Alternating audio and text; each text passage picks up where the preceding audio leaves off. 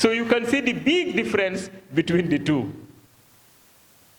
We in animal welfare, we consider the people in animal rights to be a little bit extremist in their approach. We see them as a little bit extremist. For them, they say the animal welfare people are hypocrites. All these animal welfare advocates are the biggest hypocrites you can see. Why do they think we are hypocrites? Because they say that we, the animal welfare people, are the ones who can tell people, oh yes, you can use the donkey, but don't overload it. Be nice to the donkey. Oh yes, you can slaughter your chicken, but use a sharp knife so that you can kill it nicely. Hey, yeah, you can do anything bad to the animals, but when you are doing the bad thing, do it nicely. You see? So they don't like us. Whatever bad thing it is possible to do it. But make sure that when you are doing that bad thing, do it very softly and gently and nicely.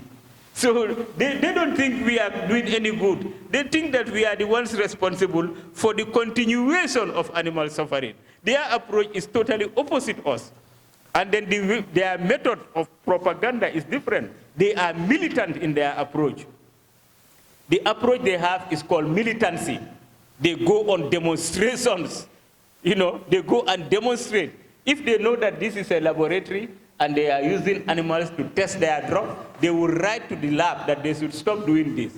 If the lab continues to do it, they will even use arson, fire, and attack and burn the lab so that they can stop the bad thing happening to the animals. They cannot tolerate it. They can put their lives on the line to protect animals. In animal welfare, our approach is totally different. We believe in advocacy. We believe in awareness creation. We believe in education. We believe in sensitization. We don't go on demonstration. We try to convince the people and bring the idea to them so that they can buy it. I have a story to share. One day, my friend Dudu Bojang, he was managing an animal welfare charity in Gambia. So this waiter kicked the cat, and the cat flew away, and then that's it. There was a tourist there, a European tourist.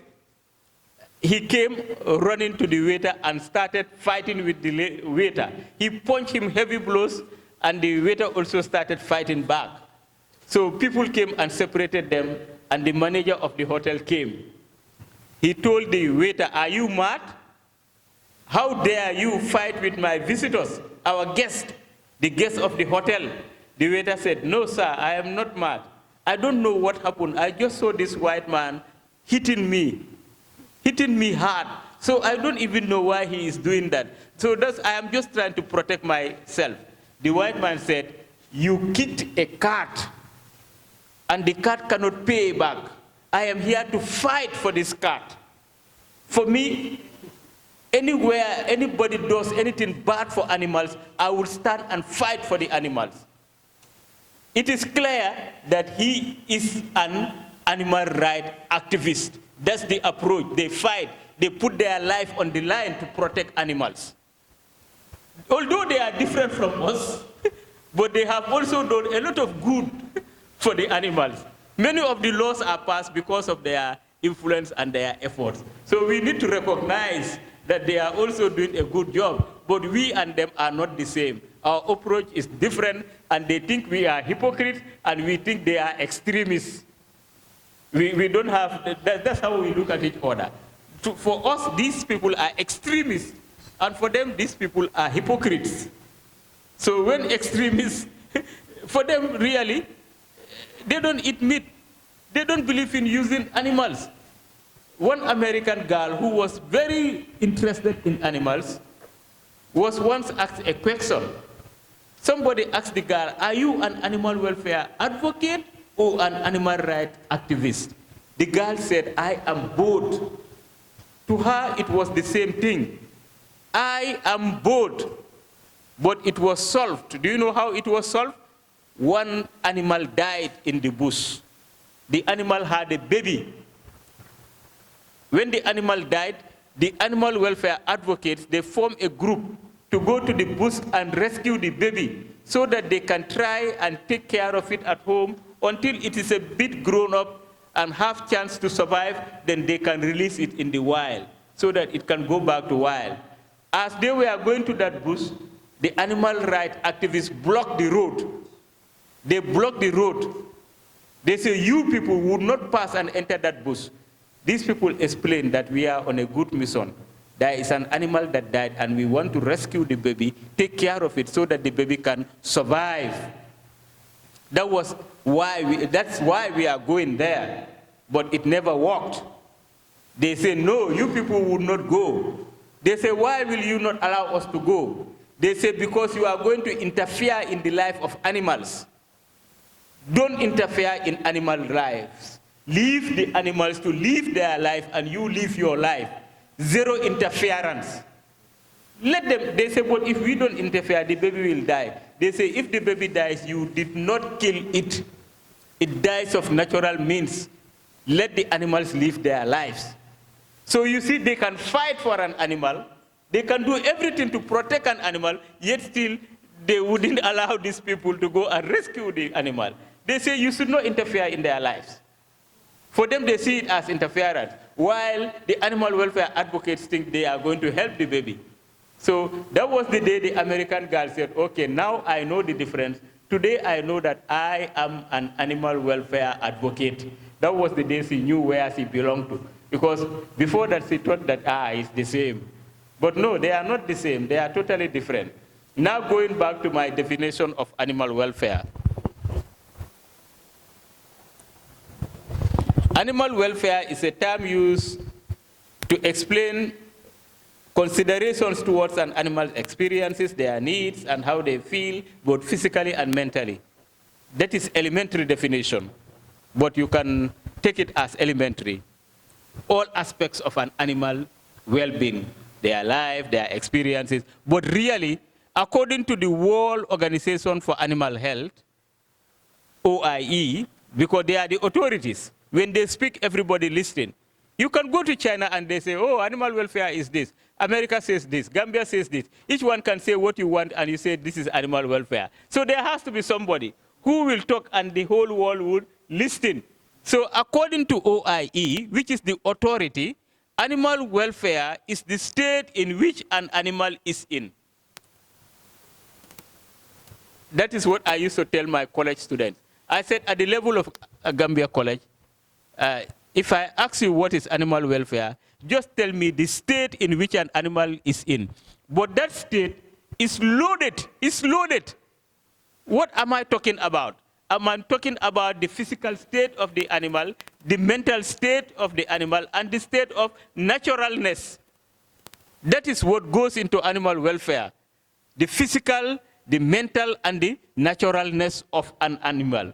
That is what animal welfare is, the physical state, the mental state, and the naturalness of an animal. It is about how the animal is feeling. Animal welfare is how the animal is feeling. Is the animal hungry? Is the animal thirsty? Is the animal happy? Is the animal sad?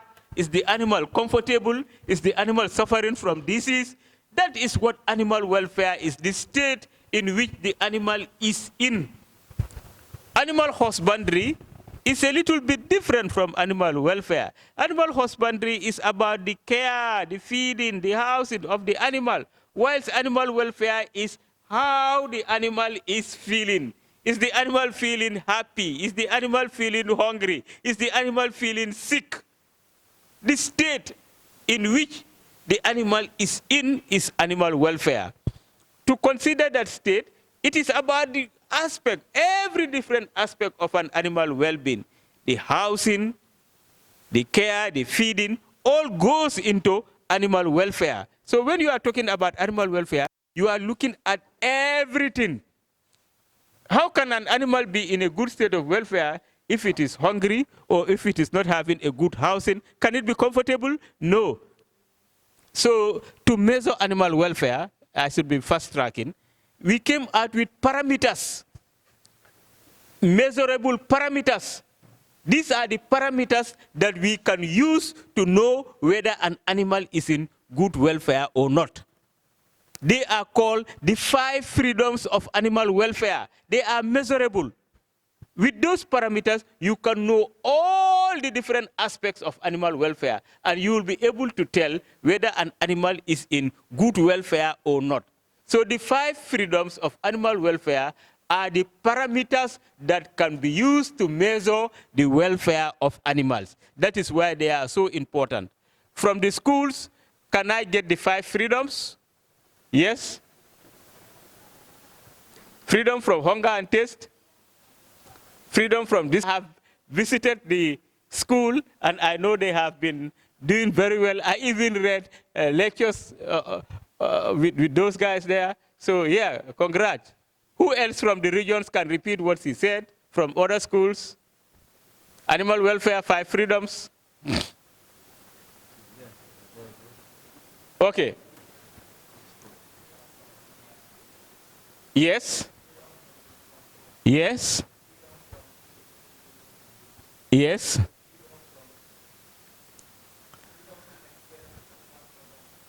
Yes. Thank you very much. Round of applause. Which school? Pakaliba. Outputs of freedom number 1. 2 inputs and 2 outputs of freedom number 1. 2 inputs and 2 outputs of freedom number 1.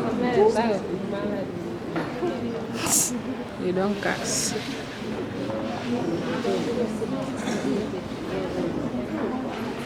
You are having problems, we move to the next person. The same question goes to you after him. 2 inputs and 2 outputs of freedom number 1. You, yes. Okay, your father said I should water it down. Yeah. So I will water it down, no problem. Okay. Then tell us the 5 freedoms of animal welfare. In order. In order.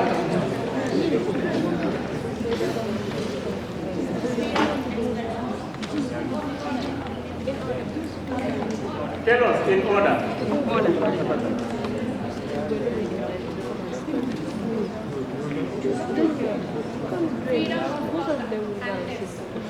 Kung bahan ada yang regal. Freedom from discomfort. Okay. Number 3, freedom from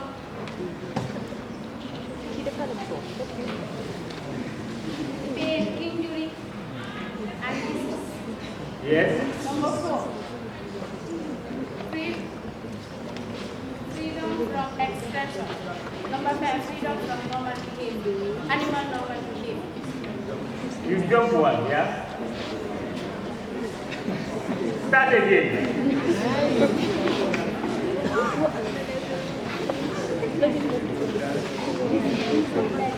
But all my money is not going, so if one person is that's fine.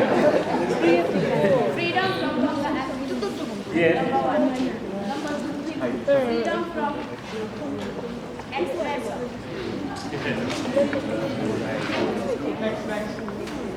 Mau kafe, Amal.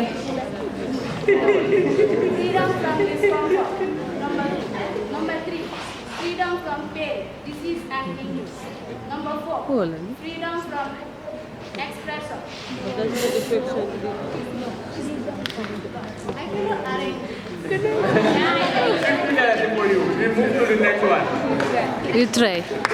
The same question, answer it correctly in order.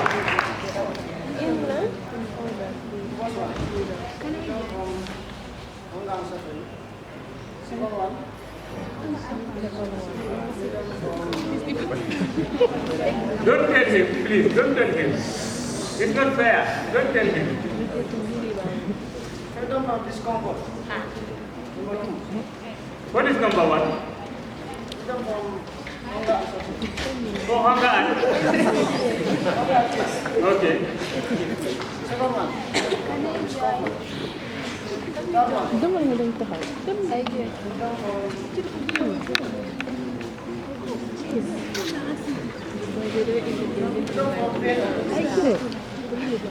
Okay, we will allow. Fourth one.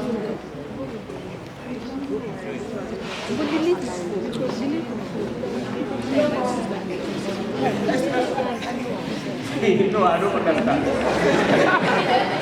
I don't understand. I don't understand. Really, I don't understand what you want. Just go and stand. You may have the chance. Nobody Yes, well, you know, okay, that's better. I understand that very well. yes, because it's 5 and 6 are there. Just go.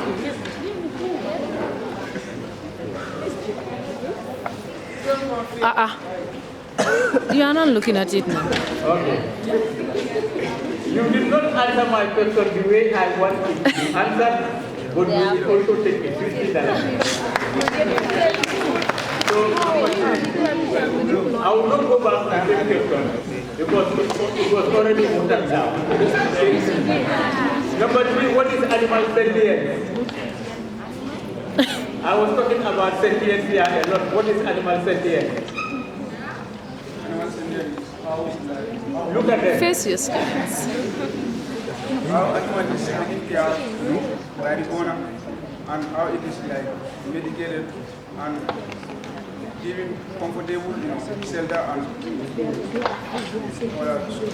No, that is not animal sentience.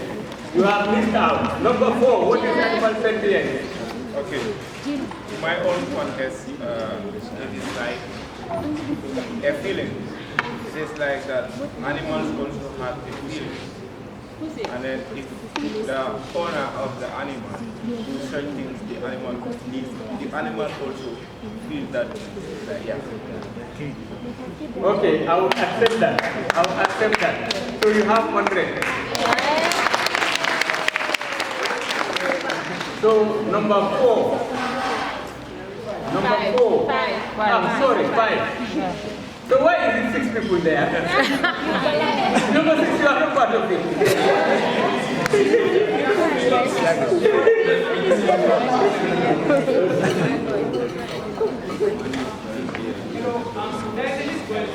So if you have your name yesterday, or you put your name yesterday, please check your name whether it is here. If it is not here, there is another space where you can write your name so that you can be captured.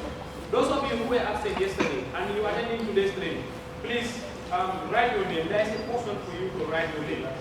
That is the last paper. Okay? Okay, here. Right?